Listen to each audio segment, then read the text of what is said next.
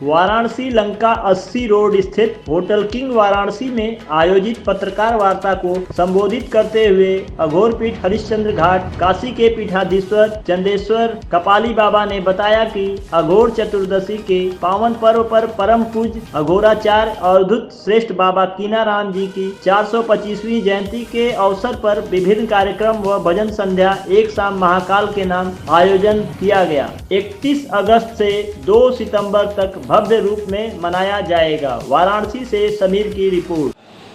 महाराज जी, आज पत्रकार वार्ता का आयोजन किया गया है, क्या उद्देश्य है गुरु जी? प्रत्येक वर्ष अघोर पीठ हरिश्चंद्र घाट काशी द्वारा अघोर चतुर्दशी उत्सव का आयोजन होता है और इसे समारोह पूर्वक समस्त काशीवासी और देश के विभिन्न भागों से आए लोग बड़े उत्साह के साथ, आस्था के साथ मनाते हैं। इसी तिथि में अवधूत श्रेष्ठ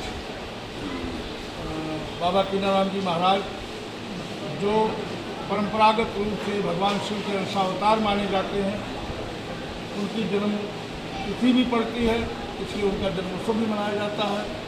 विभिन्न सामाजिक कार्यक्रमों के साथ धार्मिक आयोजन भी होते हैं। इसमें सबसे पहला होता है शमशान पीठ पूजन।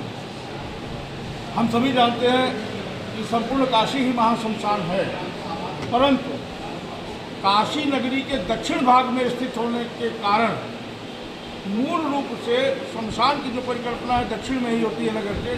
तो काशी का यह हरिश्चंद्र घाट सर्वाधिक प्राचीन शमशान घाटों में एक है, क्योंकि मणिकर्णिका का शमशान के रूप में इतिहास 200-250 सालों का है। लेकिन हरिश्चंद्र के विषय में, हरिश्चंद्र घाट के विषय में जो मान्यताएं हैं वो राजा हरिश्चंद्र यानी कृत से जुड़ा हुआ ये शमशान घाट है। इसलिए सबसे प्राचीनतम घाट होने की वजह से यहाँ पर हम अघोर चतुर्दशी की परंपरा का निर्वहन करते हैं। क्योंकि ये काशी अघोर नगरी है, भगवान विश्वनाथ यहाँ अघोर स्वरूप में विराजमान है, इसलिए इस तिथि का महत्व बढ़ जाता है। और जैसा परंपरागत ग्रंथों के अनुशीलन से मालूम होता है कि काशी नगरी की उत्पत्ति भगवान महादेव ने अपने अग्निमुख, या जिसे दक्षिण मुख कहते हैं, जिसे अघोर मुख कहते हैं, उसके द्वारा आनंदमय कोष से आज अघोर चतुर्दशी की ही तिथि में काशी नगरी को उत्पन्न किया था अपने स्वरूप से। यह 5 कोष की विस्तीर्ण काशी जो है भगवान शिव का ही स्वरूप मानी जाती है और उसके दक्षिणी भाग में स्थित होने से हरिश्चंद्र घाट पूरी तरह भगवान शिव का अघोर मुख का प्रतीक है। इसका संगीतमय कार्यक्रम कितने दिवसीय है? कितने दिवसीय कार्यक्रम है? अब इस बार तो संयोगात 3 दिवसीय हो गया है, लेकिन 2 दिवसीय कार्यक्रम में रहता है। तो प्रथम दिन रात्रि में शमशान पीठ का पूजन होता है। काशी में स्थित, काशी के महाशमशान में स्थित जितने भी देवी देवता हैं सबका सात्विक, राजसिक, तामसिक विधियों से पूजन किया जाता है। उसकी विशिष्ट विधियाँ जिसमें दीक्षित, अघोर परंपरा के दीक्षित शिष्य वो गृहस्थ या विरक्त दोनों भाग लेते हैं। इसमें देश भर से लोग आते हैं। देश भर में जो अघोर परंपरा से जुड़े लोग हैं, शैव परंपरा से जुड़े लोग हैं, बहुधा लोग आते हैं। दूसरी तिथि होती है, दूसरा कार्यक्रम होता है बाबा कीनाराम के जन्मोत्सव का, जो दूसरे दिन दोपहर में मनाया जाता है। क्योंकि बाबा कीनाराम का जन्म हम दोपहर में ही मानते हैं, इसलिए रुद्रार्चन, बाबा कीनाराम का लक्षार्चन और अन्य उत्सव, लोक उत्सव वहाँ दोपहर में मनाए जाते हैं। सबसे अधिक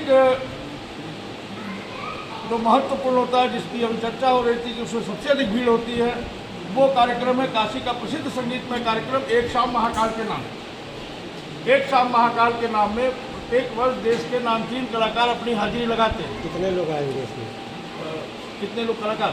जी, इस बार हरियाणा सूरजगढ़ से प्रसिद्ध क्षेत्रीय अभिनेता और गायक विजय राजपूत का बाबा का गुणगान करेंगे।